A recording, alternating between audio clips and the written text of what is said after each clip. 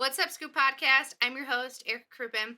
And on today's episode, I want to do a follow up from last week's episode, the one previous, where we talked about vehicle signage. Because there were some things that I missed in that episode. And as I was listening back to it, I'm like, oh, dang, I should have said that. Oh, dang, I should have said this.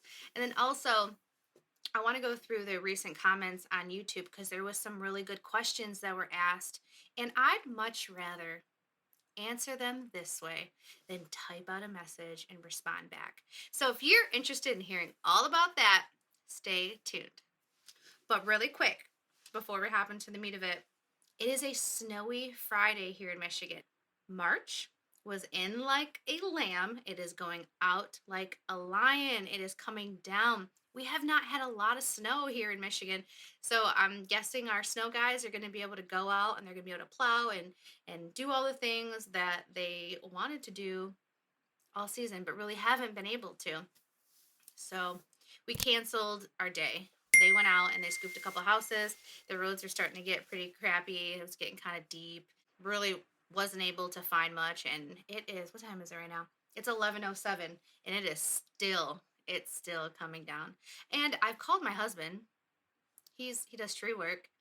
And I'm like, are you really working this? Or are you guys hanging out at the shop playing cornhole and having some shop beverages on this snowy Friday? I'll never know. I'll never know. I bet you they're just hanging out at the shop playing cornhole and having shop beverages because it's a Friday, you know? hmm Yeah, well, when I get my own office, I'll be able to do the same thing. Yep, I'm not going to answer my phone either. Sir, come find me. Anyways, okay. Let's get into what I want to talk about today. I want to touch back on vehicle signage because it's an important topic. It's an investment piece. There's a lot that goes into it. So if you haven't listened to that episode, go back and listen to it and then come over here and listen to this one or do whatever you want to do because it's your life. You can live it exactly how you want it. But here's a couple things that I feel like I missed when I was talking about it. The back window vehicle signage. I did not put signage on the back window of the Colorado because we had already put signage on the back of the Hondas. And I won't. Mr. Producer will insert a photo of what it looks like on the outside. And it looks nice, right? We have our information on there. It looks good. But for me, when I was driving the Honda, when I was inside the vehicle, I did not like how it blocked my view. Now, we could have used that transparent Like it. type vinyl that they put on the back window. It would have cost a little bit more money. He says that the visibility would been a little bit blurry, but it would have been better than just what we had previously. So I just opted out of doing window signage on my truck because I know where my blind spots are. I know where to look. I'm not interested in having my back window the visibility blocked. Like I can't mess with it. So take that into consideration when you are putting signage onto your vehicle. Are you going to use the back window? Are you going to put signage like over top of the windows where you can still see out of it? If you know somebody or if you can possibly by any chance get inside of a vehicle that has signage on the back window and the side windows so you can look and see what the visibility is like, I would definitely encourage you to check that out because I didn't realize that was going to be like an issue for me until it was an issue for me. Now, I talked to Crystal about it and she says she's just so used to it that it doesn't even bother her. But I'm a little weird and I'm a little quirky and certain things bother me, and that is one of them. So take that into consideration because it is great space. It's great space to be able to put your phone number, what you do, and your business name. So not having that space utilized on the back of the Colorado kind of sucks, but it sucks less than it being super irritated every time I'm in my truck and feeling like I'm not able to see. Because I'm like continuously looking in my rear view mirror to look out my back window, like all the time. I love it. It's like one of my favorite things to do. So take that into consideration. And then also, when you're designing your wrap, right? You and the person are designing it. sometimes you might want to get a little crazy, you might want to have so many elements on it. I myself am a person that just loves excess, right? Back in the day when I used to sell jewelry, my Facebook name was extra with Erica because I'm so extra. And Jessica, my Canadian pooper scooper friend from Canada, hey, she's really worked with me and we've had lots of conversations about being a little bit more basic. Just be a little bit more basic. And it's taken some years to kind of dial it down. So when you're getting your wrap done, you don't want to have so many elements on your wrap or on your signage, however you're doing it, that your eyes just distracted. It doesn't know what to look at. Is it looking? Do you have a mural? Is it looking at your email address? Is it looking at your phone number? Is it looking at your logo? Is it looking at a grassy area? Is it looking at a dog pooping? Is it looking at poop emojis? Like, what's this random person doing over here that's like in a scenery sitting on like a park bench? I don't know. That's just something that like popped up in my head. But I've seen like a lot of really crazy raps, and it's just like it's distracting, right? It's cool, but it's distracting. So when you are working with your person, try to have it a little bit more simple so the key elements pop out: who you are, what you do, and how to get in touch with you. My wrap it's bold, but it's bold in color. There's not a ton of stuff really going on with my wrap. The color itself very bold. Then we have that ray of sunshine, which kind of gives it some dimension and some depth, and it's bringing attention. It's narrowing it down to the business name, so it's really bringing in the focus. And so is my rap perfect? No. There's better ones out there, but it's perfect for me and I love it, and it's creating so much brand awareness. People are seeing it all over town. People are commenting on the Facebook page. When I'm out and about, they're like, "Oh my gosh, I seen your car over here, over there," in these different areas, which is lovely. It's exactly what I want.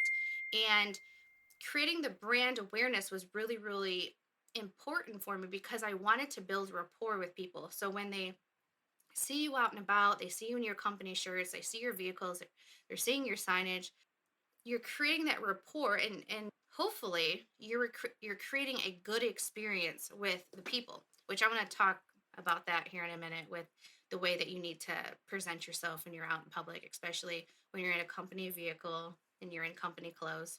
But creating their brand awareness, something that I keep hearing from like the older generation is I'm getting compared to Mary Kay, because I guess back in the day Mary Kay had pink Cadillacs, and they used to give their top sales representatives pink Cadillacs. So now when an older person sees the car, they're like, "Oh yeah, I remember, giving Mary Kay a run for their money." And my generation, like, I kind of know of it, but not really. The younger generation isn't going to know. So hopefully around here, around town, whenever people see a pink vehicle or they see that pink color, at some point they're going to just associate that with Crouppin's Poopin' Scoopin'. And hopefully it is a positive experience. Okay, so now let's switch over to the when you're driving in the company vehicles. Don't drive like an a-hole. Don't do it. Don't cut people off. Make sure you do a full stop at stop signs. Make sure you're stopping at stoplights. If you're playing on your phone and it's illegal, people will take pictures of you and send it to you and tag you. If you drive like a jerk, they're going to call, they're going to complain, they're going to write reviews because they're able to. I've had people call me. I've had people take pictures and text it to me because I park like crap. I will admit it. I'm not the best at parking, okay? I need some work. But I want you to take that into consideration when your people are out there. I now have company vehicle, or I now have cameras in all of my company vehicles. So if there's an aggressive acceleration, if somebody's going over speed, if somebody is driving recklessly, it records that and it sends it to the database, and I'm able to see what's going on. When the Honda got into an accident, the insurance company wanted to know if they could have the dash cam footage. At that time, we didn't have dash cams. So after that happened with the hit and run, I decided to get cameras in all of our vehicles. And that is hopefully going to help if anything happens in the future. And then all of us know, like, we're being recorded, so be on your best behavior, you know? And there was times in the past when my husband would be driving my vehicle because I don't have a personal vehicle. Every time I buy a personal vehicle, it's with the plan of moving it over to the business because that's just how my brain operates. Like, what do I need a personal vehicle for? Use my husband's truck. But he would be driving my truck sometimes, and my husband's an aggressive driver. That man don't play no games. You know how it goes. Things are said when there's aggressive driving going on. And I'm like, hey, you're in a company vehicle. Like, you gotta like calm down. He was, he said, says things that he says, and then gives the looks that he gives the looks to people that are not driving the best. And I got like really, really nervous. And so I was like, he can't drive my company vehicle anymore when it's like leisure time because he don't play. He doesn't play around. Um, I don't think we've ever gotten any calls from his aggressive driving. I was just always nervous. But this one time, this guy told me that I think he called me the B word and said something about the way that I was driving, which I couldn't go any further. I couldn't go because there was a school bus and we were at like a T, like a stoplight type deal. Like we came up to it, we either had to turn left or turn right. And the way that the school bus was, like I couldn't do anything. So the guy flew around me and he decided to call me a stupid bee. And I just looked at him. I said, "Sir, you're a bad man. You're a you're a bad man." And he's like, "Fuck you," and then took off. But Josh told me when I said that to him, the guy's face, he was like stunned. He was like, "What?" He probably has never heard that before. And I hope that sticks with him. His face was like so red. He had a red truck, a very nice, shiny red truck, and his face was redder than the red truck.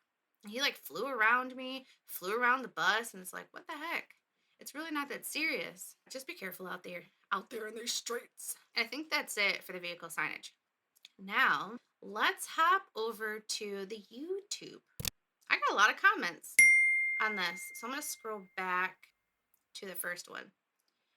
Andrew's Land said, "Keep trucking with a pink wrap."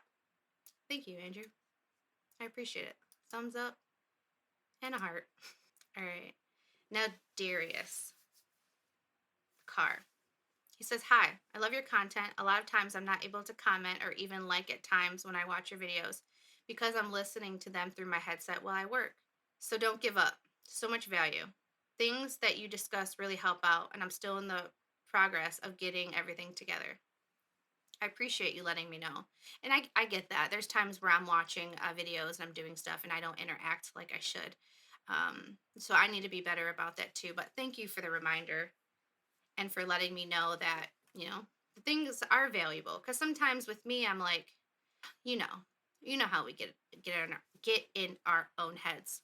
So thank you. I appreciate that. Julie says, "Love your podcast so much. This one is timely because I just picked up my newly wrapped vehicle yesterday and I love it. Looking forward to it bringing so much more business." Heart, thumbs up. Oh, Darius, I gave you a heart and a thumbs up as well. Yeah, your wrap is going to bring a lot of attention. So now that you have your vehicle wrapped, be more intentional where you park your vehicle. I always like to try to, when I go somewhere, I park it closer to like the main road so it's visible from people driving by. I always try to park it like on an end so people that are walking by can see that. If I go to a pet store, I'm parking that bad boy front row Joe so everybody can see it.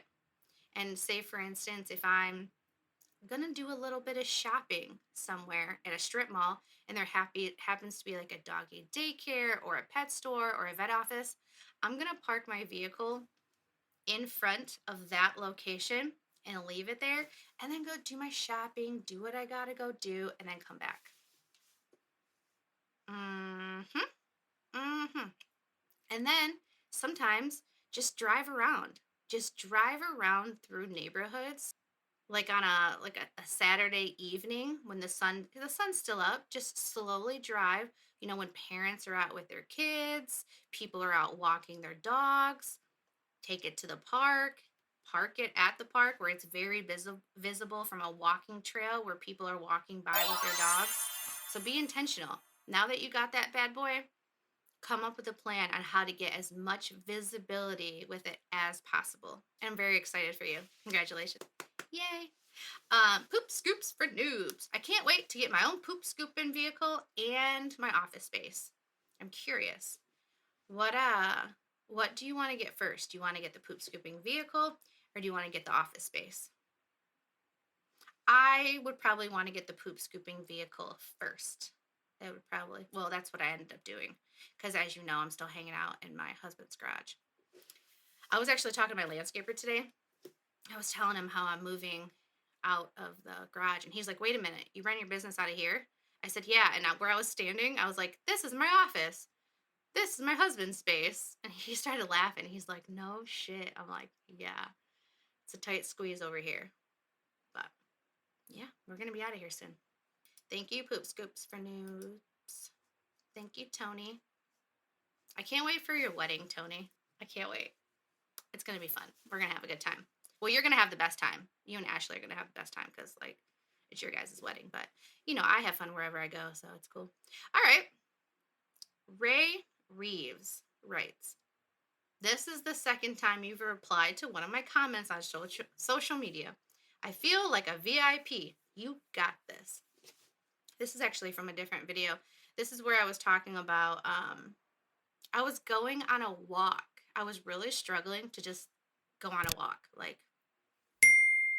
I was like in my head, didn't want to go for the walk, whatever, and I like recorded myself going for the walk. It's kind of a weird video, but it's fine. But I was responding back to him or responding back to you. Just talking about sometimes we need like a kick in the butt. Sometimes we need a reminder. Sometimes we just need to like refocus.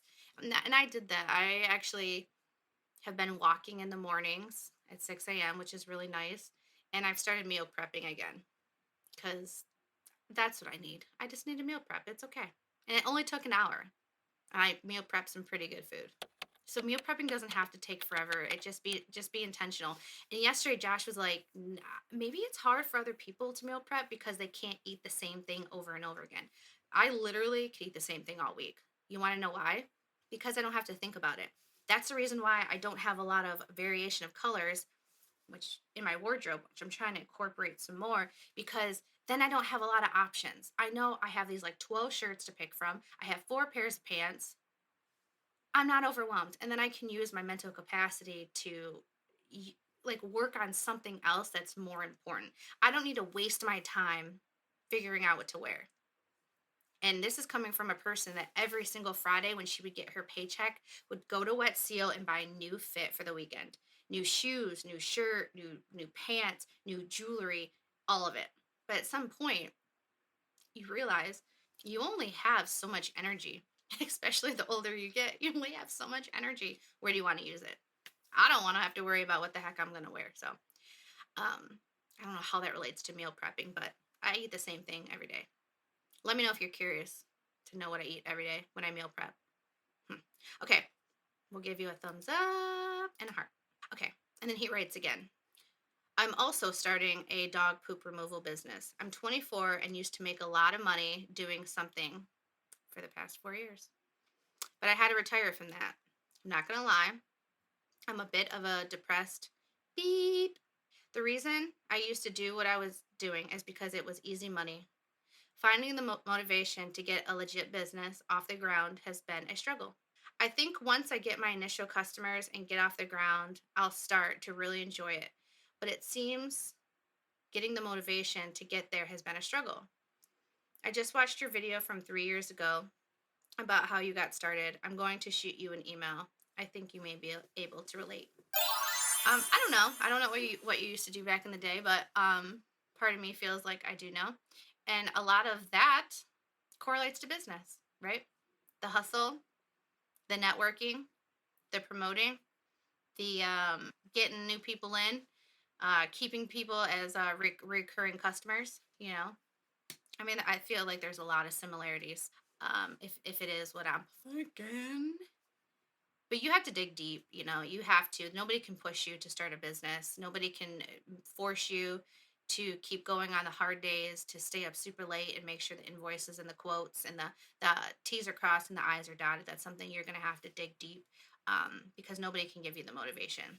When people ask me, they're like, how did you keep the motivation? I always had it within. Like I got tired, but I mean, listening to people and seeing other people succeed, like it kind of helped. Don't get me wrong, like it did, because I didn't want to be like a failure. I didn't want to be a loser, but I just wanted better for myself. And you, you seem like you want better for yourself as well, and you want something you can hold your head high and something you can be, proud to talk about and share with people. And the feeling of getting this business off the ground and making it successful, it's a crazy feeling now that I'm 5 years in. When you talk to people, they're like, "Oh, I always believed in you." I'm like, "Yeah, but what about when you're like talking crap about me behind my back, like making fun of me? What about that? You know? Did you believe in me then?" I don't put too much value on it, to be honest. It's whatever. But I really do hope that you can find it from within and make it happen for yourself, because just remember, like, nobody can do it for you. And you can listen to books, you can listen to podcasts, you can talk to people, but a lot of times that just creates a lot of like information overload, which I'm very guilty of doing. When I am feeling unmotivated, I listen to too much, and I get overwhelmed and I almost like shut down. And so I've actually reduced my intake of content recently.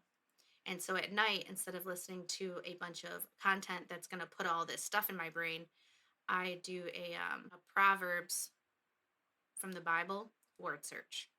Yeah. Okay. Thank you. But I'm sorry that you're depressed too. I've been there. It's not a good feeling. It's really not. If you want to know what helped me with my depression, um, I quit drinking. hmm Next week, March 28th, 27th, is the last time that I had a drink. March of last year. So it's been almost a year. And last year was a tough year. I had to feel a lot of my emotions. I had to feel all of my emotions with no coping, with nothing. When I tell you I'm so sober, I'm incredibly sober. But now, almost a year out, my eyes are just so open. Just how I just was as a person. I won't take the time to talk about that with this, but if there's something that's causing you to be more depressed, try eliminating that from your life. And you might think it's just one thing. I realized I had so much stuff that I needed to change. Like so much stuff I needed to change. Woo! Was it painful? It was painful to change all of that stuff at once. But that's why it took me like a year, like a whole entire year. All right, thumbs up and a heart. All right. Canine Minds Sweeps writes, I can only put a small 8-inch magnet because there's a dumb bump on my side door of my Honda. Yeah, that's what I was talking about. Like the stupid, like, I don't even know what it is. Like a stupid trim piece or something that messes everything up. Okay, anyways. I did pay $70 for a pair of big magnets last year and I lost both of them. Um, After there were some heavy flooding, but I still went out and scooped, hopefully to upgrade this year from my Civic to a Maverick and get it custom wrapped as well. So, what I would suggest with you is see if you can just do some lettering on your vehicle with proper placement on the vehicle, or to see if you can get smaller magnets, because you can get the magnets made in multiple sizes. So even if you took your measurements, say for instance, let's snowball here, you get one magnet, it's like thin and long. You get a magnet that just has your business name on it. Then you get a separate magnet with just your phone number. And then you get a separate magnet with your email address, and then a separate magnet that says dog waste removal. And go to your vehicle and measure out the placement of where you're going to put it. And then you can place those separately.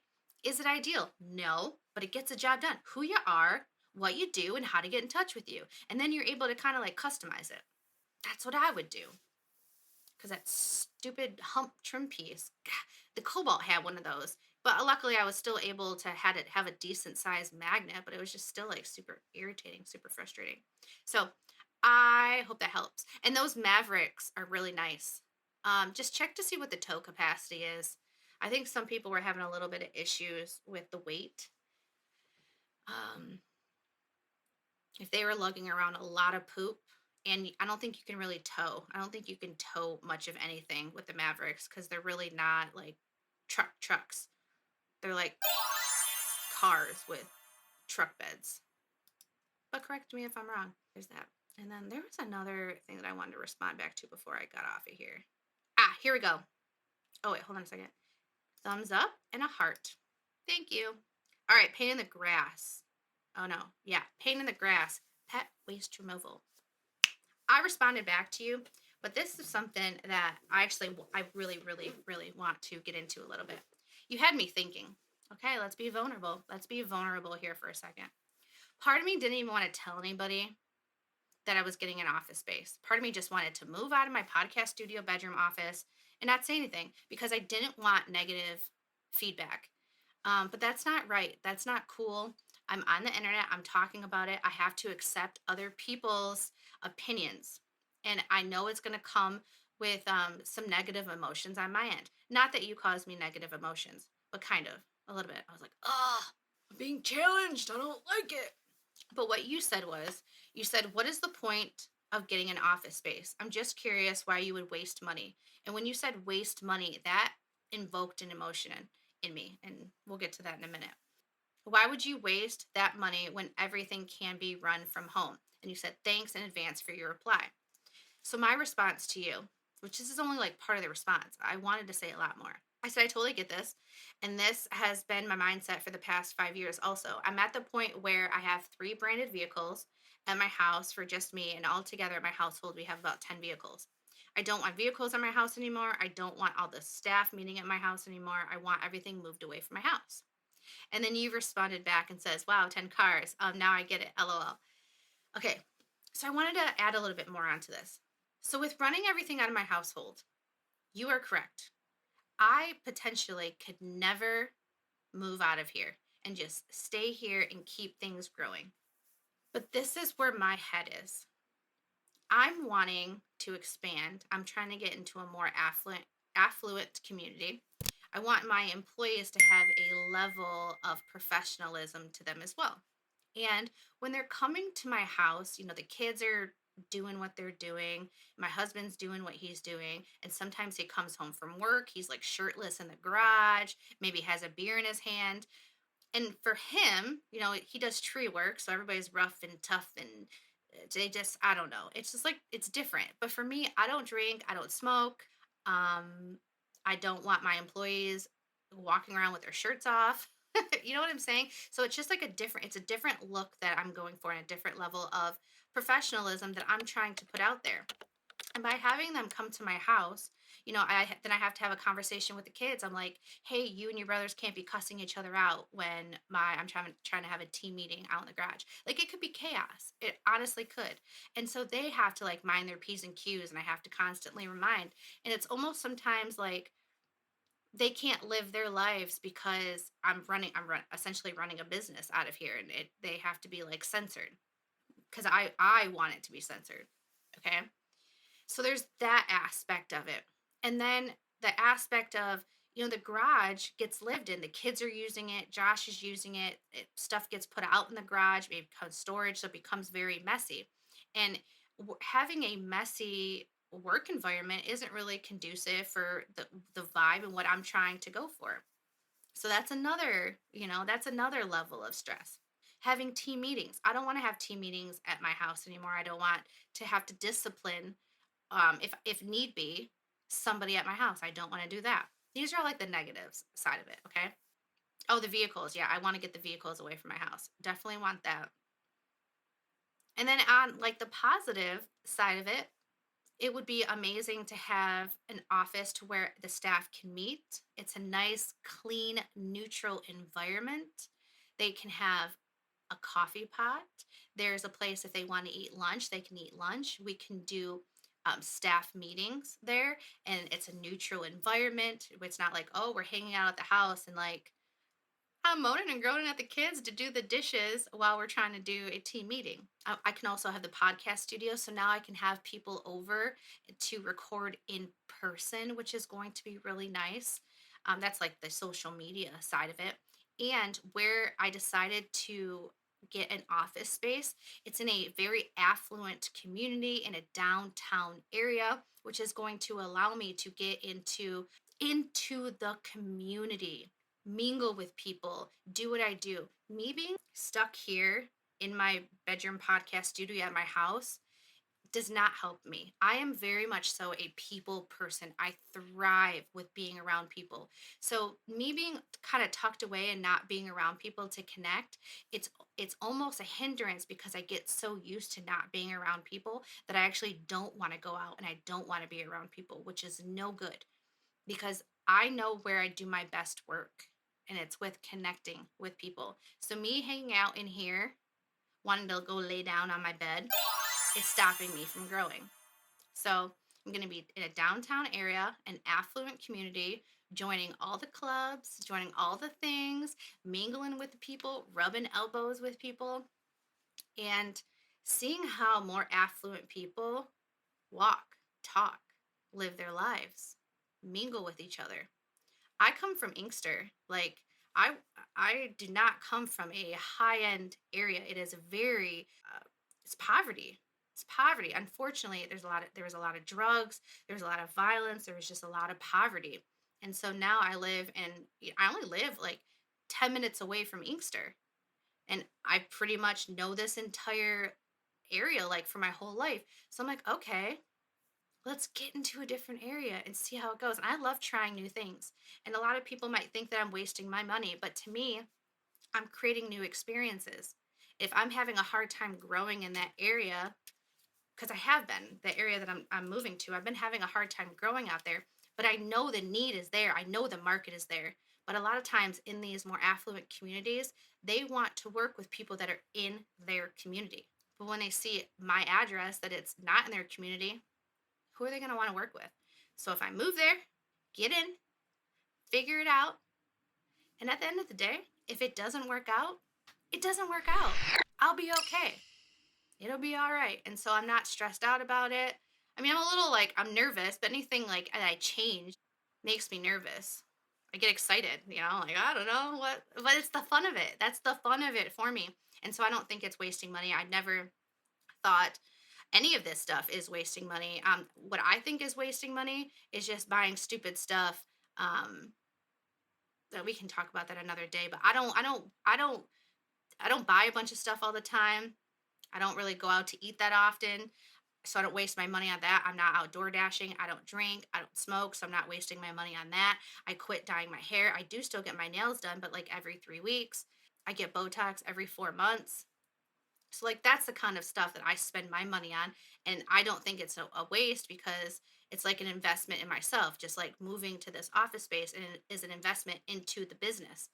So now the employees are going to have this awesome building to come back to, and it's prideful.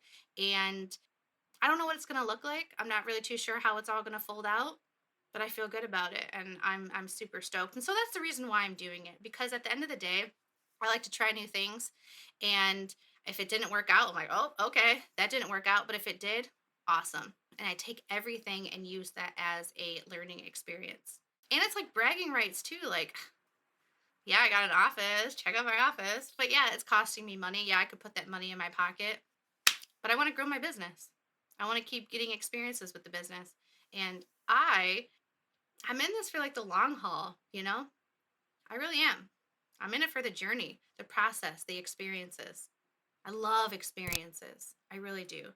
I think it's more important than any materialistic thing, because at the end of the day, material stuff doesn't matter. It really doesn't. It's the experiences. And you might be like, "Oh, well, you want a lake house?" Hell yeah, I do. Because the experiences that I'm going to be able to have on a lake house, being able to watch the sun rise and the sun set, being able to be on my paddleboard as the sun rises and the sun sets, being able to eventually, if we have grandkids, hang out with the grandkids and have those wonderful experiences. Watch my husband let his hair down while he's enjoying his morning cup of coffee with his morning activity as the sun is rising over our lake house. You know, the experiences. So okay, that's that's it. That's why I'm doing it, man. Because I want to experience it. And the cool thing is you guys get to experience it vicariously through me because I'm able to bring it back to you guys. Because what if I didn't experience things? What if I didn't try new stuff? What would I have to talk about on YouTube? What would I have to talk about? So not only is it giving me the new experiences, but it's giving me stuff to talk about. And even if it's bad, even if it didn't work out, I'm still able to relate it to you guys and be like, oh, that was a mistake. I shouldn't have done that. It gives me something to talk about and it allows me to share my experience. So, yeah, that's that. So I really appreciate you writing that comment, pain in the grass, because that was a very thought provoking comment. So thank you. So I really appreciate it. Thank you guys so much for tuning into this episode. I hope that this one brought you some value. Let me know if you like these kinds where I kind of go back into like a previous episode to dig a little deeper and then also go into the comments of messages that were, previously written because I don't really like typing. I mean, I'll do it, but I don't want to. So, all right, you guys, and until next time, bye.